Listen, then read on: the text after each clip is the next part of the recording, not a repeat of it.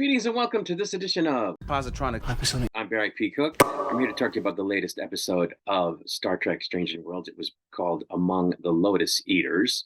And as it begins, we see that the USS Kyoga and the Enterprise are working together to conduct some kind of survey out in space. And of course, the USS Kyoga is the ship captained by Captain Patel, who is Pike's love interest.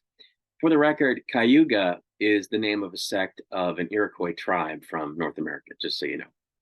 Anyway, Patel gives him a maritime-based gift from another civilization before being told that she was passed over for promotion when she gets a call, and that someone else got promoted to Commodore in her place, seemingly as a punishment by the powers that be for her losing Una's trial.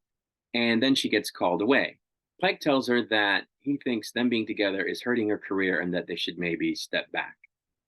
Then Pike gets a special message relating to Rigel 7, where the ship had been 5 years earlier, which we know from The Cage, where that mission is referred to at the beginning of the episode in a bit of dialogue, and then sort of depicted a little bit later in a false vision that's given to Pike by the Telosians. Anyway, turns out the Starfleet has learned that the pre-warp civilization on the planet must have found something that they left behind, because they're now incorporating the Starfleet Delta into their architecture. So the Enterprise needs to go there to determine the extent of the cultural contamination and to see if it can be fixed.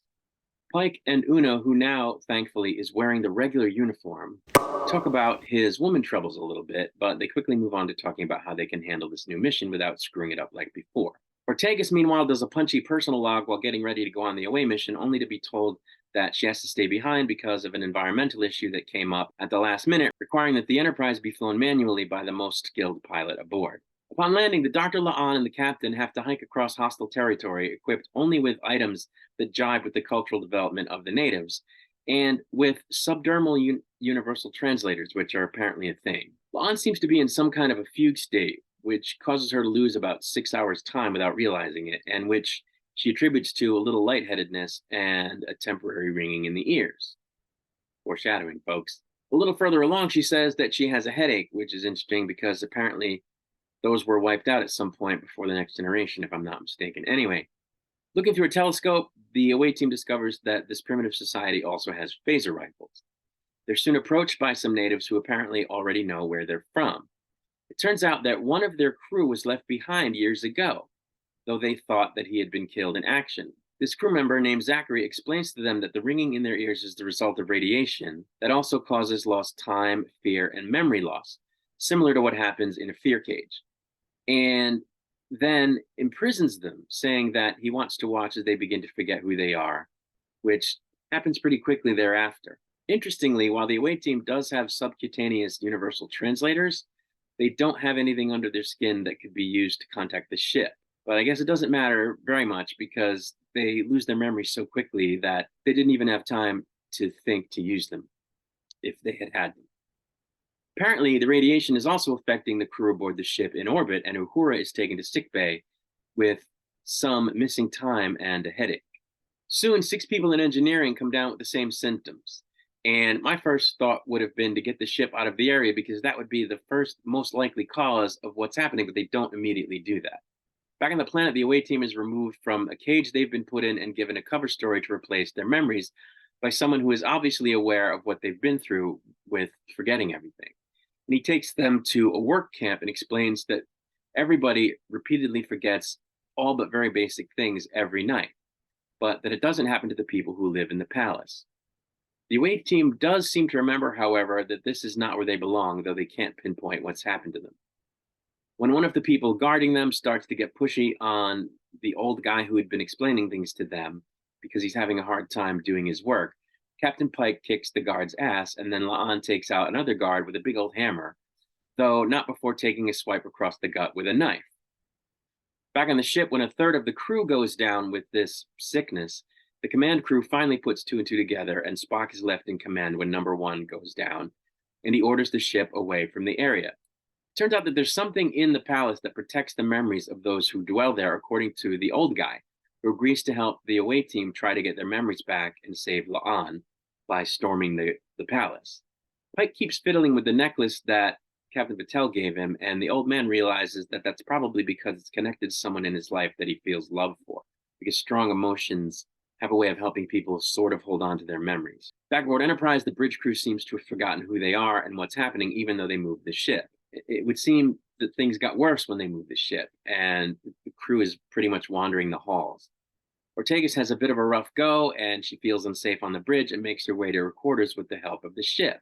Because apparently the Enterprise can guide you from one location to another by voice direction, a la GPS, and by lighting up the path along the walls and the floor, a feature they apparently removed from the Enterprise when it was refit before the events of the motion picture because Captain Kirk gets lost on the ship in that movie. But you know what? That's okay, because the producers have finally acknowledged that this show does indeed take place in a different timeline from the original series, and I'm going to make a video about that in the next couple of days, so keep an eye out.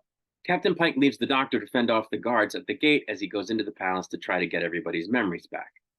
Back on the ship, in conversation with the computer, which kind of has Majel Barrett's voice, Ortegas realizes that she's the pilot and that she has to take the ship out of this terrible place. And she knows it's a terrible place because the ship keeps getting bombarded with asteroids. So she psychs herself up by repeating the mantra of her name and her job, which she learns from the computer, and it seems to help her get her memories back.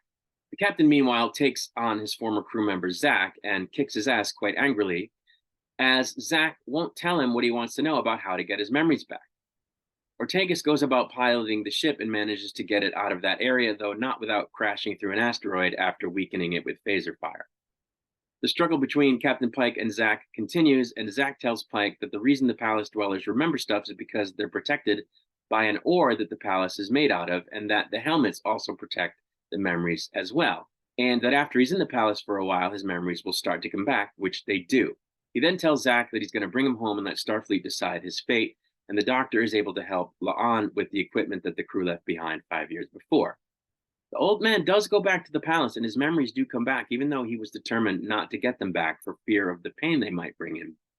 And he indeed remembers losing his family, but he thanks Pike for helping him recall them. He then asks Pike again about his necklace, and Pike decides that he needs to apologize to Captain Patel. Spock devises a shield harmonic to protect the ship from the radiation so they can complete the mission, which the captain decides must include moving away the asteroid that caused the problems on the planet. Before the episode ends, Pike and Captain Patel reconcile. So I liked this episode quite a bit. Again, it's another example of an encapsulated story that has a beginning, middle, and end, and that, takes you on a particular journey that's concise and makes sense within itself without the burden of having to try and continue an overarching narrative, except for the romance between Pike and Patel, which is a very minor B plot throughout the series, which has only showed up very infrequently so far. Just so you know, in Greek mythology, the Lotus Eaters were a race of people living on an island dominated by the lotus tree. The lotus fruits and flowers were the primary food of the island and were a narcotic, causing the inhabitants to sleep in peaceful apathy. Because after they ate the lotus, they would forget their home and their loved ones and everything, and long only to stay with their fellow lotus eaters. That's from Wikipedia. That's why it sounded so eloquent when I read it. So the title of the episode and the story of the episode are based on this Greek myth of a people living on an island dominated by the lotus tree.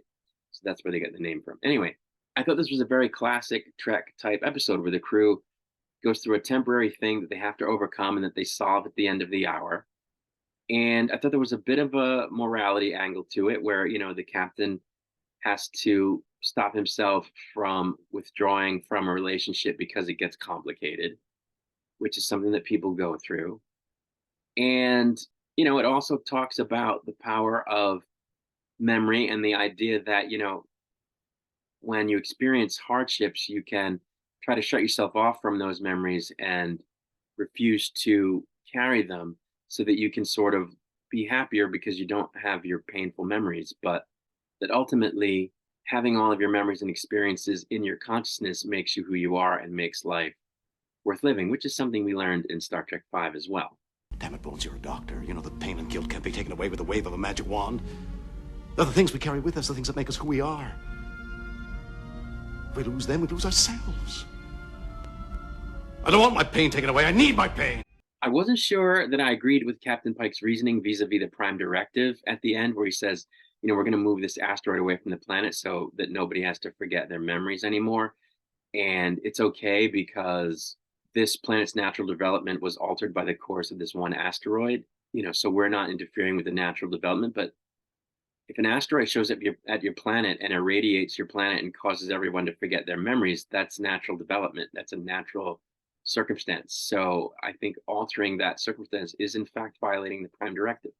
Now, in this case, the Prime Directive had already been inadvertently violated and the society had been contaminated, but they were supposed to alleviate the contamination, if possible. And they did take away the items and so forth, and then the one guy that was perverting everything. So maybe the contamination will wind back, but then they moved the asteroid and changed the course of the planet, which you're not supposed to do. So I was a little dubious about that being proper according to the Prime Directive. I also have to say, I hate how we don't get a next episode preview at the end of each episode of these shows that run on streaming services. They don't give you a next time on this show thing, and it drives me bonkers. I guess they do it on broadcast TV sometimes too, but I want to know, I want to see a preview of the next episode. And we do ultimately end up seeing them. They release them later in the intervening week. But can I not see it immediately at the end of the episode? I don't know. But yeah, I like this episode. I thought it was classic Star Trek. I thought the performances were good. I thought it was an interesting dilemma to see them overcome. And I liked it. I would have liked yet more background on what happened on that original mission on Rigel 7. We got a couple of more tidbits to add to the ones we got in the cage, but I still want to know more about what happened on Rigel 7. So maybe someday we will. I don't know, but that would be nice.